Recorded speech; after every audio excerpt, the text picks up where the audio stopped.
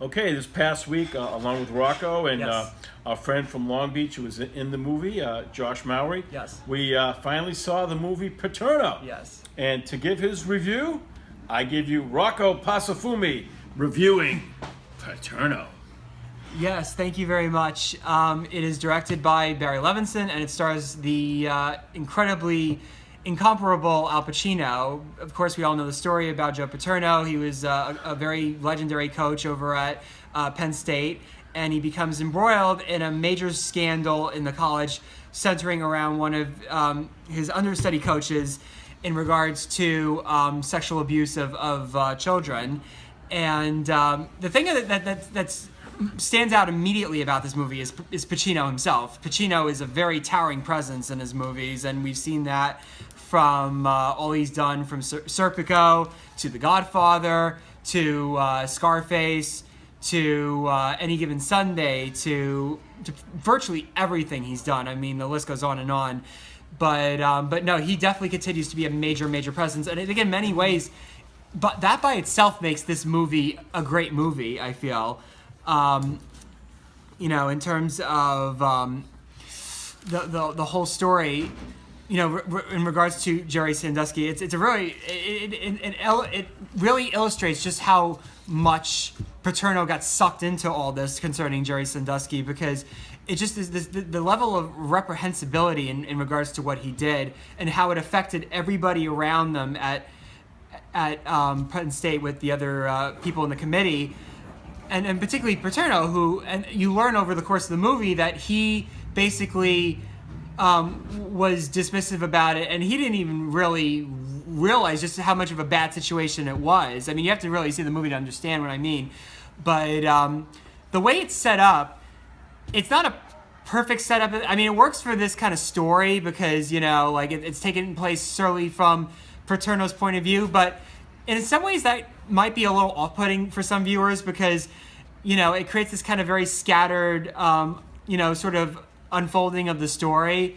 And for some people, it might come off a little incoherent. But I think if you really are patient with the way the story unfolds, I think that there's much that you will find very, very compelling about it. And, of course, like I said, you have Pacino. Pacino sort of drives this whole thing. And Pacino, definitely more than anything else, is really what makes the movie worthwhile. And I think that, you have, especially for a television movie, he really adds a lot to this. And I definitely think that if there's nobody else that is even close to being a threat to him, he definitely has his Emmy in the bag for sure. So I definitely think it's definitely a compelling watch. I mean, even if just to see Pacino in action, but I think it's also a really good movie about this type of story in terms of how these kinds of situations, they do,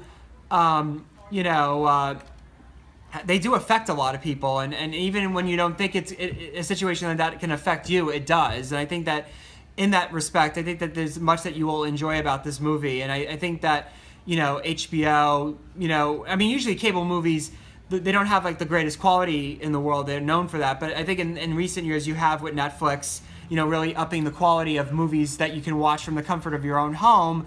I think that this is definitely in the realm of a movie that it has that level of a very compelling story. And plus you have a very towering performance, of course, from its star. So I definitely give Pacino 4 out of 5 stars. So thank you very much. Yeah, I'd just like to continue on the discussion because I think besides just being a movie, it raised a lot of serious points Yes. on society, and I'd like to touch on that.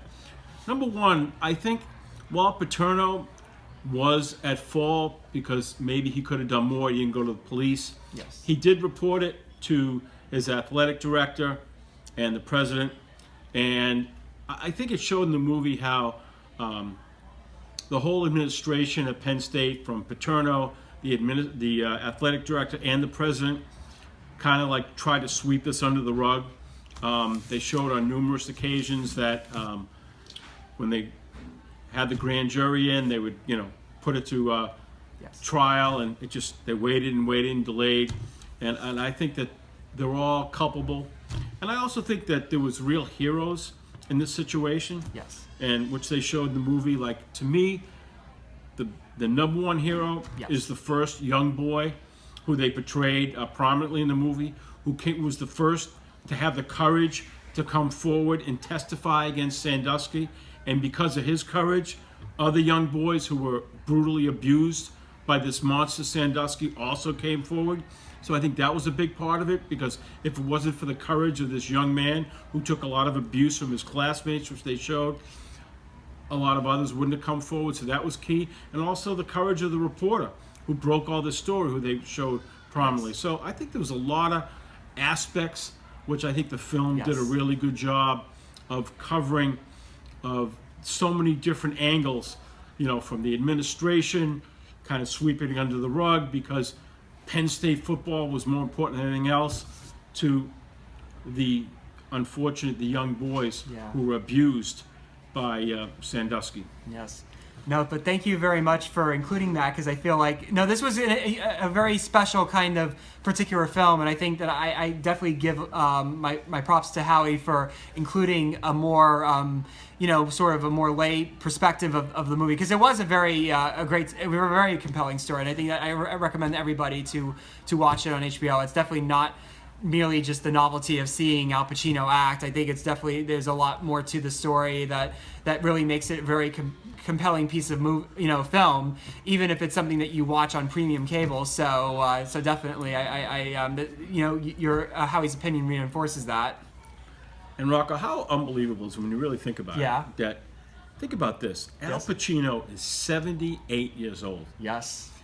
Most people at 78 years old, I don't care what they do in life, right, they're not at the top of their game when they're 78 years old. But this guy, at 78, is still a dominant actor at the top of his game, and was absolutely brilliant. And that really, and also I'm really looking forward to his next film, The Irishman, which he stars with Robert De Niro and Joe Pesci and Harvey Keitel and Ray Romano. Yes. I'm sure he's going to be even just as great in that movie. But doesn't that really show you how special he is? Totally. That the fact he's 78 years old and he's still at the top of his game. He was the center of the whole movie. I mean, you can't deny it. I mean, I can't imagine, like whatever the movie already had, he elevated it to like another level. Like this was he just embodied this character so much, and you don't see many actors that have that level of presence in a character, and I feel like that definitely made this movie something more than what it would have probably already have been. But you're right, totally. I think that, like I said, the odds are it's not going to happen, but he definitely has his Emmy in the bag for sure.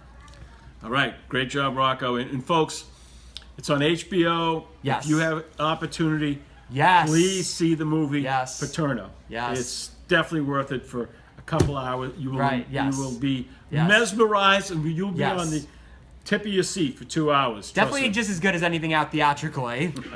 Hey, Rocco, let me ask you a question. When it's time to get your car washed, where are you going to take your car? Of course, you're going to take your car for the best car wash at Island Park Car Wash, right here on Austin Boulevard. I know my car, I take it in. It comes from a dirty car to a sparkling clean car. And also, folks, we had a rough winter. We had 4 snowstorms in March. I mean, there's still a lot of salt on the road. So take your car to Island Park Car Wash.